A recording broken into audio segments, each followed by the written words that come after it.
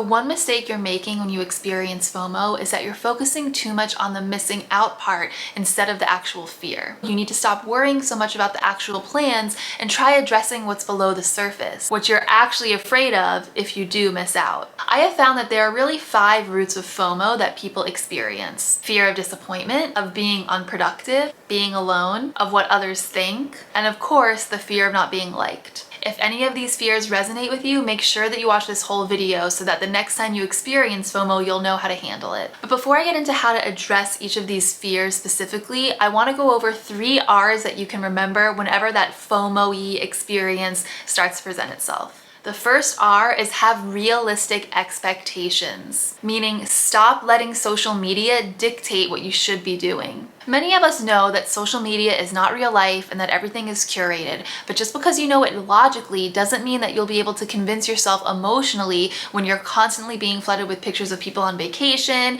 getting promotions, getting engaged. It is perfectly acceptable to live a normal life where you go to work, make dinner at home, and you're not on an extravagant vacation every single weekend. So one of the easiest things you can do to reduce those feelings of FOMO is to set realistic expectations by reducing your social media usage. Of course, I know that we live in a day and age where being on social media is just a part of our lives, so I recommend you develop a FOMO mantra to keep in the back of your mind whenever you see yourself scrolling and feeling like you're missing out. Something like, I am exactly where I am meant to be, or I am present with my experience now, or what I am looking at is not the full story. And of course, you can always develop your own FOMO mantra to help you cope with those feelings of missing out. The next R is to remind yourself that FOMO isn't real fear, it's simply anxiety. Our biological instincts are just going into overdrive and creating this sense of urgency because our anxiety is trying to protect us. But if you can remind yourself that there are things I can do to help me manage my anxiety, that can definitely help you reduce those feelings of FOMO. Make sure you check out my video on how to overcome anxiety with the mind, body, and spirit, because I go over 3 tools that you can use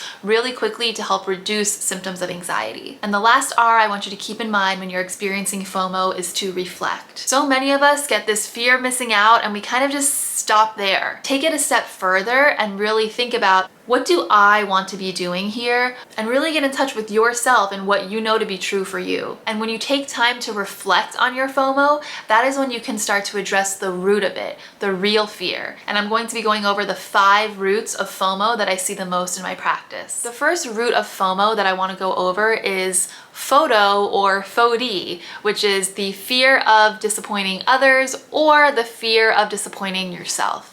And I hate to be the bearer of bad news, but disappointment is a part of life. You're going to experience it, and everyone you know is going to experience it. It is uncomfortable and it is unpleasant, but it is an emotion that you simply cannot avoid. What you can do, however, is get comfortable experiencing these unpleasant emotions like disappointment or sadness, frustration, etc. Learning to sit with discomfort or any other kind of emotion that is unpleasant is a skill that you can practice and get better at. I'm going to be creating a video all about how, so make sure you subscribe to my channel to get updates. But for now, I'm going to be including a feelings guide in the description, so check it out if you want to learn more about how to handle uncomfortable emotions. The next root of FOMO that I want to go over is FOBU, which is the fear of being unproductive. I see this a lot in my practice, especially when I work with college students or young professionals who are very high achieving. If you are someone who is afraid of being unproductive, see it instead as taking time to relax, because that allows you to reframe it from not doing anything to doing something that's good for you, relaxing. And luckily, relaxation is a skill that can also be learned. And if you really don't know how to relax, you have to try a lot of different things to see what works for you. The next root of FOMO that I see is FOBA,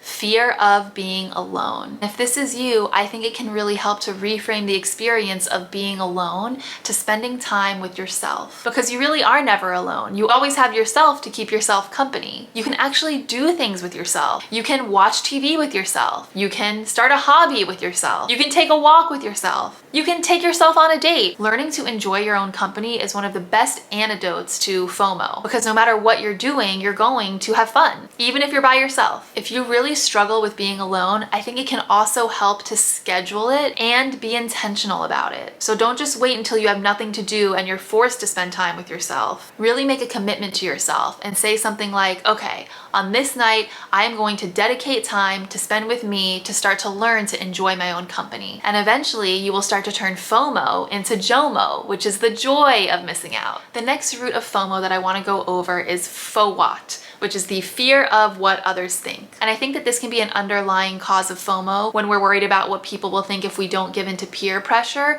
or we're worried about what people might think if we weren't invited to this thing or don't seem cool enough or something. Whenever I'm worrying too much about what others might be thinking about me, I like to do two things. The first is remind myself that no one is thinking about me nearly as much as I think that they are. Everyone else is worried about themselves just as much as you're worrying about yourself. And whatever people think doesn't matter, because I have no control over it, and most of the time I'm never going to know what they think. There's a really great book that I want to recommend called What You Think of Me Is None of My Business. I'm going to link it down in the description, but definitely check it out if this is something that you struggle with. The other thing you can do when you're worrying so much about what other people think is to take that energy and direct it towards yourself and be curious about what you think, because this is your life. So what you think, what your experience is what's most important. And the last root of FOMO that I see a lot is the fear of not being liked. First of all, know that it is completely normal and natural to want people to like you. If you think back to the hunter-gatherer days, it was essential for human survival to be liked. Because back in the day, humans survived in packs. And so if you weren't liked by the pack or didn't belong to a pack, you literally could not survive. You would be more susceptible to prey, and it would be harder to hunt and gather for food. So it is a natural instinct for us to want to be liked by other people because we want to belong. However, in this day and age, we come in contact with way more people than we ever did back then. And so you might come across people that do not like you. And you also might not like some people. It doesn't mean you have to be outwardly rude to them or cause any drama. You just have to remember you're not going to click with everyone. You may not be invited to everything, and you may not want to do the same things as every single person out there. And if the fear of not being liked comes up for you when you experience FOMO, one of the best things you can do to counteract that is to make sure that you yourself like who you are, which basically means to build confidence and develop a sense of self-worth regardless of what people think. I have a worksheet that you can use to start to address some of these issues. And I hope that the next time you have FOMO, you can think back to this video and remember some of these ideas and things you can do to start to cope with it and really just enjoy your own time with yourself. Please let me know in the comments when you experience FOMO what it's really about. And as always, if you found this video helpful, please like it, subscribe, share it with someone who you think might benefit from it, and reach out. Let me know if there are other topics that you'd like covered on this channel.